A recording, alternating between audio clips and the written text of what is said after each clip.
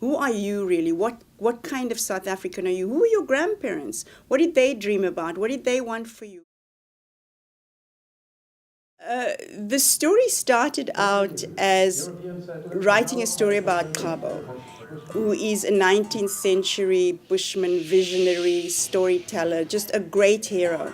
And when I came across the story and became so obsessed with it, I couldn't believe that as a journalist, I thought I kind of knew my country's history, and I thought I knew it pretty well. The more they write about us, the more invisible we become. I mean, I want to write about these things, but I don't have the language.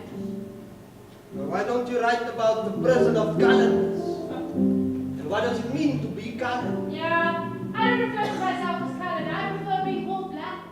Colonials knew that in order for them to enslave people, in order for them to put their stamp on this part of the world, to be powerful overlords over us, they had to strip us. And they didn't do it all at once. They stripped us very systematically. My nose is long. Your nose is flat. My nose is flat.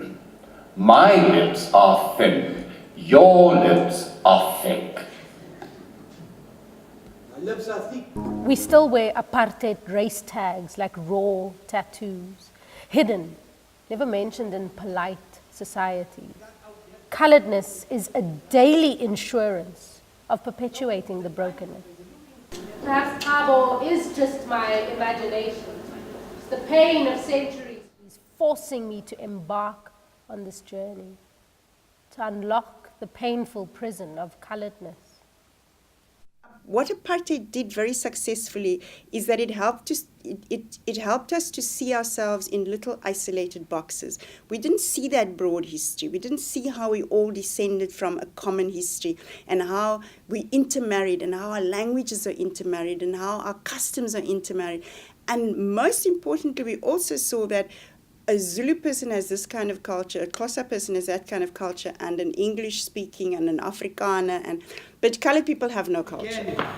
Elizabeth, you and I, dienstknechten van diezelfde storiepunt.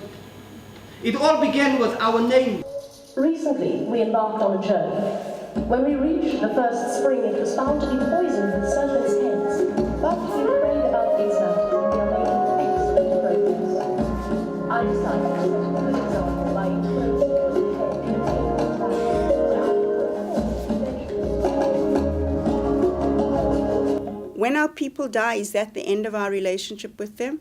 The African relationship with ancestors has always been extremely important across cultures, across languages. Why did we just drop that because some colonial said it was bad and heathen? I can't believe in a God who dictates that everything African is heathen. Re-examine these things, re-examine the things that we were told, the norms that we've been handed down, and arrive at our own truths. There is this thing about colored people taking out their front teeth, and I could never understand it. But in some of the research that I read, there was a story in which, because they had been forbidden to do so, they would knock out their front teeth, because without that you can't make the clicks.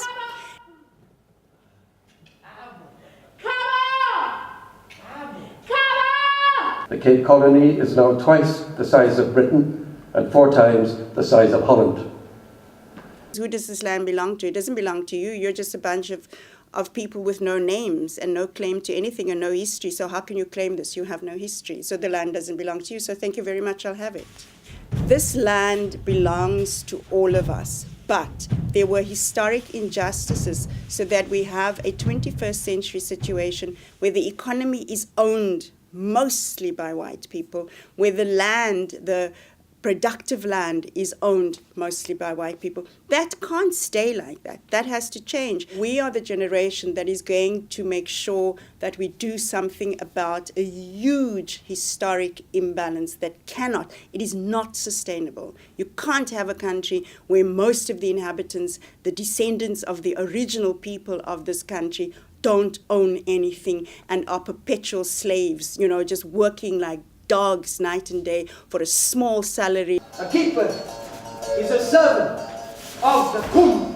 A keeper is a servant of the Kumm. That's where the truth lies, and maybe that's where we can find ourselves, not just me personally looking for an identity beyond this problematic and amorphous thing called colored, but for people in general.